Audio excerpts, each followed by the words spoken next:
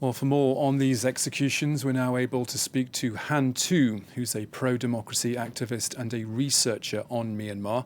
He left his homeland about 6 months ago, and he joins us now from Berlin, where he's in exile.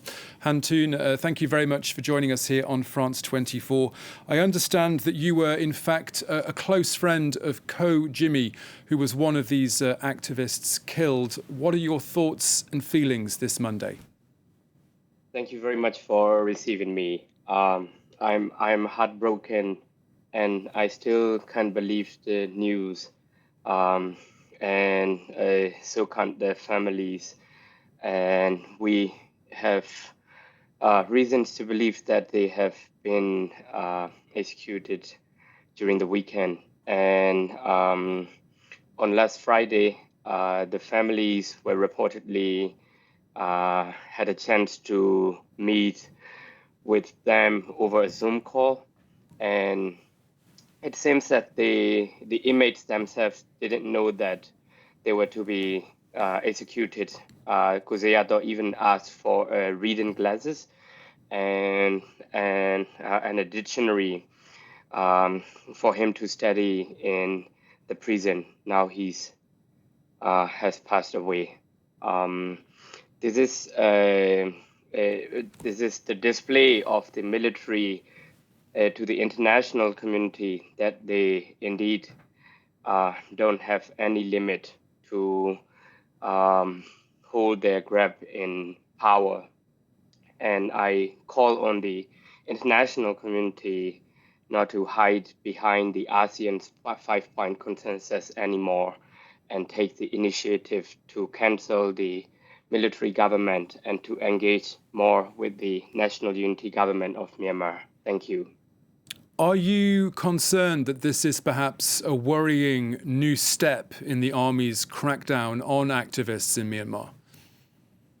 Of course I do. This is such a precedent, a breaking of a precedent that has been the case for less than 30 years. The death penalties hasn't been executed in Myanmar for 3 decades, and now the military is establishing a grim precedent for the not only for all the human rights concerns, but also for the democracy fighters and non-violent, peaceful protesters. By the military's gesture that they really don't have any limit to crack down the protests and oppress the opposition. Are you in touch with activists like yourself on the ground in Myanmar at the moment? And if so, what have they been telling you? They've been still grieving since we all are friends of Kojimi and Kuzeyato, but still at the same time they are determined and they are determined to go ahead with their struggles for democracy. Tell us more about your own story and your own escape from Myanmar. Just what took you to Berlin and how?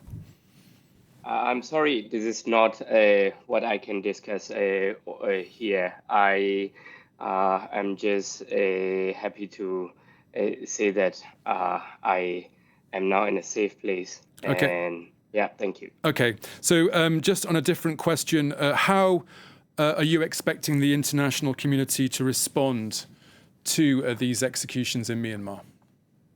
Right.